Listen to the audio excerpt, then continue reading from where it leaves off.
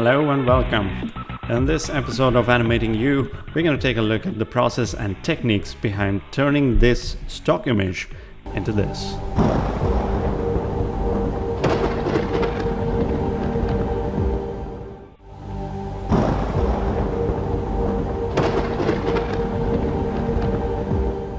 That's a very short video of just 8 seconds, but there's a lot of stuff going on here. Like what I did is that I just cut the character out and put him in here and replace the background with moving skies and some rain particle system here, and this plant. The techniques behind this plant is very simple but very effective. They are moving, and how to create fire like that, and most interestingly how to make this water droplets, because he's in rain, the water has to drip from him, and others lighting effects, the fire, and how to composite fire like this, and how to make him 3D like this. There are several techniques and all that stuff. We can look at this now. This is not a tutorial. If this is a tutorial, it will be like 3-hour long video. So this is not a tutorial. This is just an overview of all the tools and techniques behind the creation of this motion graphic.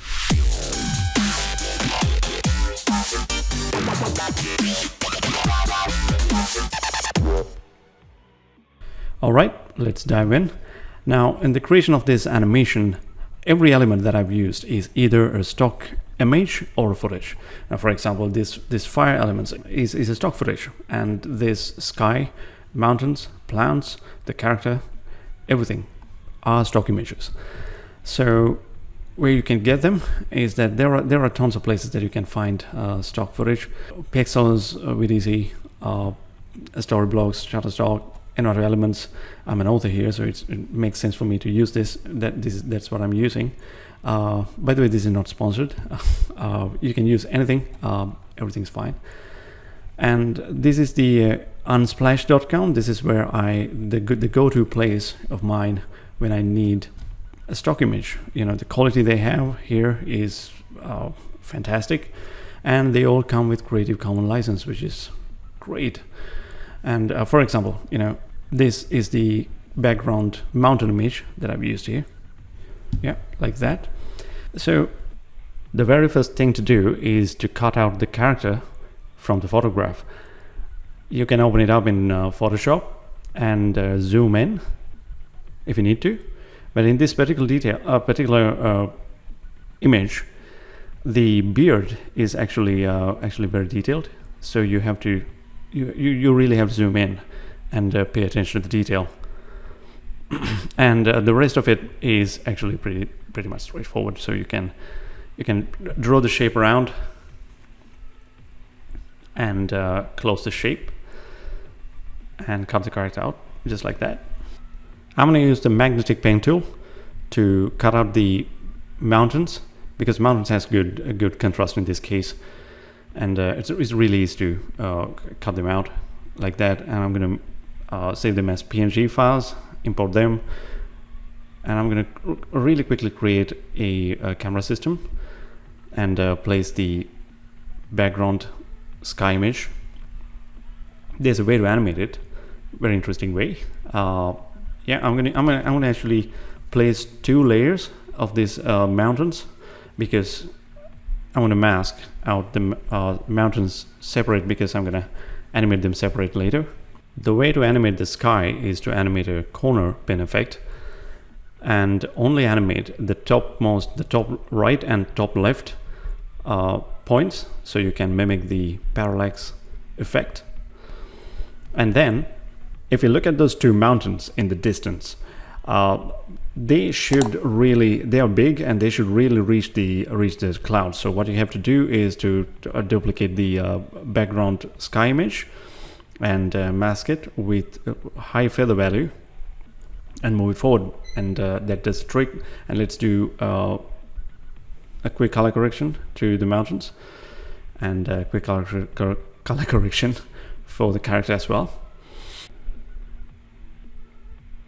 Next, I'm going to do the camera movement.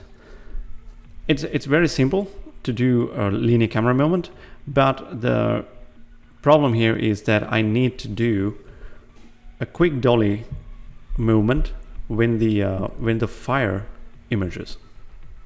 To do that, let's create 2 keyframes and turn them into easy's and easy ease out, like so, and adjust the curves like that. And this is to move the camera in z-axis, and let's move the camera in x-axis separate, because when you move the camera in z-axis, because the character is not centered, it will move to screen left in this case. Because to avoid that, you have to move the camera in x-axis and separate to keep the character in place. Next, I have to animate the focus distance as well, the same way I have done it for the positioning, because the depth of field is turned on. If you don't do this, the main subject, the character, will be blurred.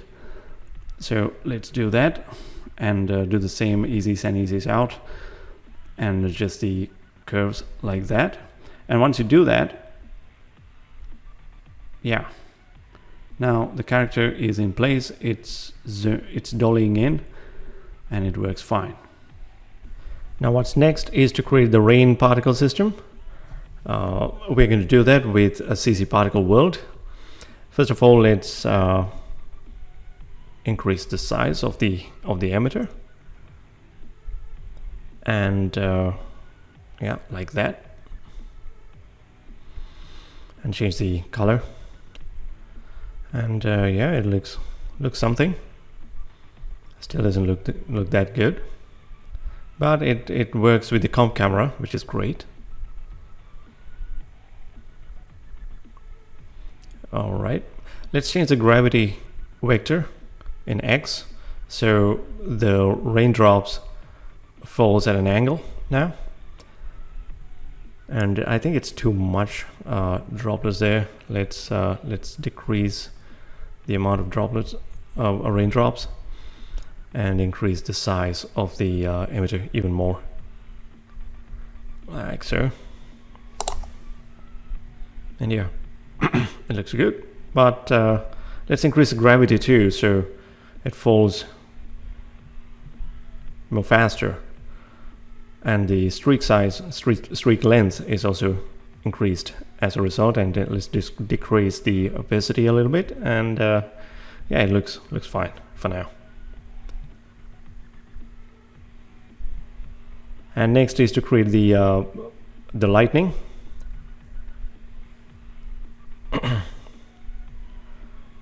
Yeah, let's adjust the color a little bit, and place it like that.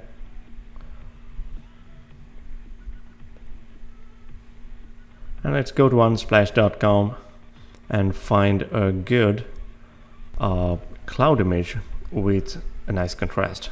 The advantage of this image is that it has, when you go to the channels, you can find a really good channel. In this case, it's a red channel with nice contrast, and you can duplicate it and modify it in a way that you can get a nice black and white image with high contrast. And you can copy it and paste it as a layer mask, and the result is that an image with the cloud is extracted out perfectly, almost perfectly, with really nice alpha channel. Let's do the same thing for the other image as well. Let's clean it up first of all a bit. In this case, once again, it's a red channel I duplicated, and I pasted it as a layer mask. Now I can import those two images into After Effects here, and let's animate these cloud images to match the sky movement, which is already there. And let's change the blending mode to add, like so. Now you can actually scale these things up and animate, of course, the opacity, and scale them up, place them here and there, And to accentuate the effect, let's use a solid with the blending mode add, and with a mask with high feather value, and animate the opacity to match the opacity animation which is already there, and the result is that. That's good. It looks good. And what you can do next is repeat the same process in several places in the sky, and you will get lightnings everywhere in the sky, like so. The problem here is that now the lightning is happening everywhere, but the light does not cast on the character. In order to do that, you have to paint some custom light passes on the character.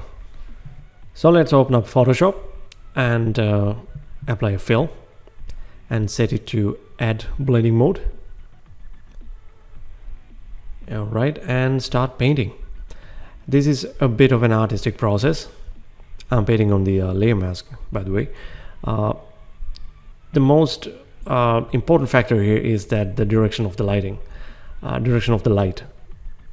Here in this case, lightning happens in the sky, and the direction of light is actually from right on top. It behaves like a top light. In this case, actually, it's easy to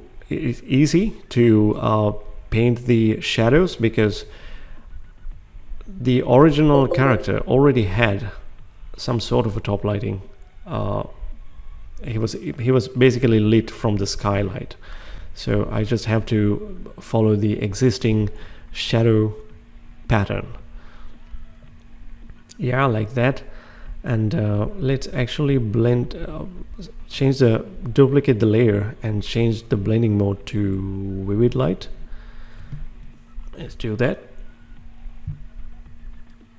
because that would accentuate the detail a little bit, and it's too much, so let's tone it down by painting on the layer mask once again.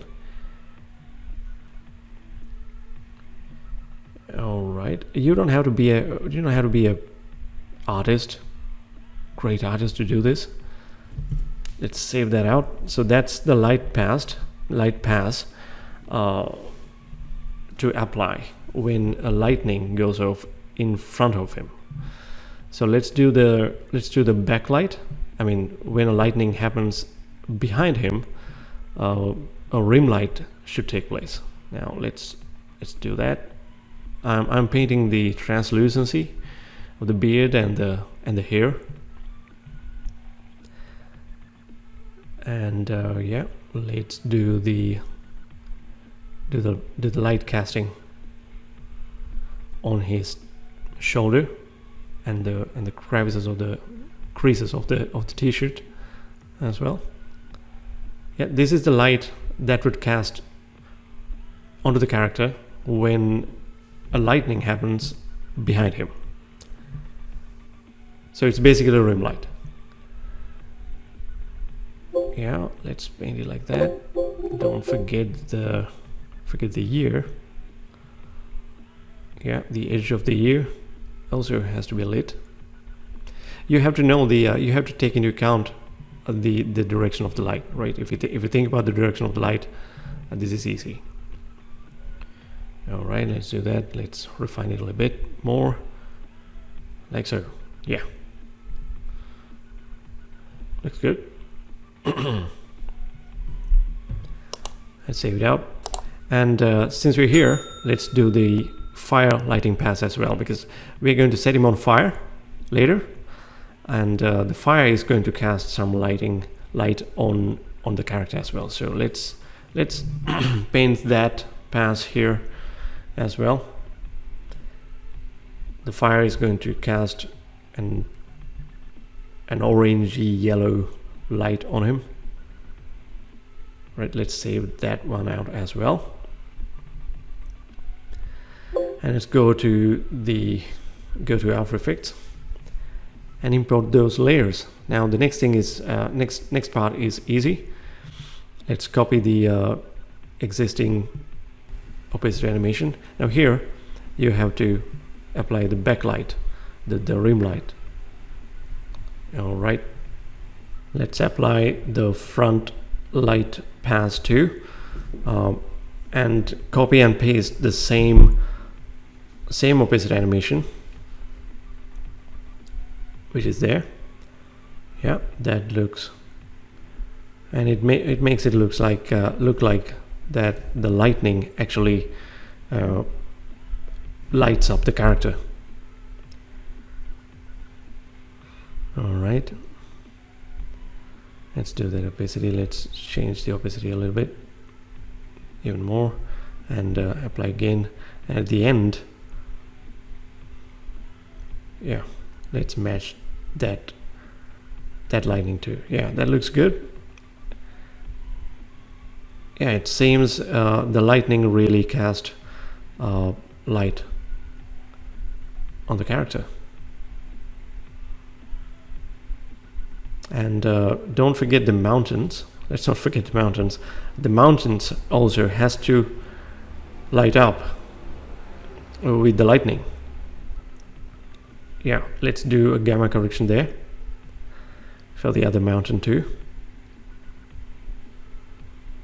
because all this little detail would make the shot realistic, even though this is a still image.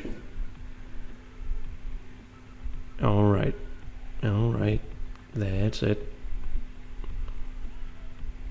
Yeah, that looks good. That looks good.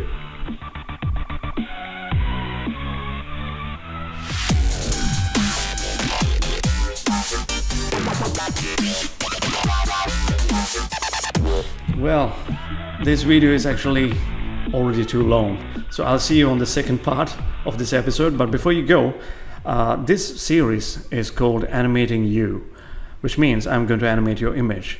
In order to do that, you have to send me your photograph. You can send me your photograph on animatingyou@gmail.com, and that's not a business email, by the way. You can send me a photograph, but the photograph has to be really good quality. I mean, not a selfie. It can also be a selfie, but it has to be a really good quality one. I mean, the higher the resolution, it's better, and the lighting has to be really good. And when you send me your photograph, you have to mention two things. Mention that if you want to see a vertically distributed vertical video, maybe for your Instagram stories, if you want that, you have to specifically mention that. If you don't mention that, I'm going to assume that you want a standard horizontal 16:9 HD resolution video.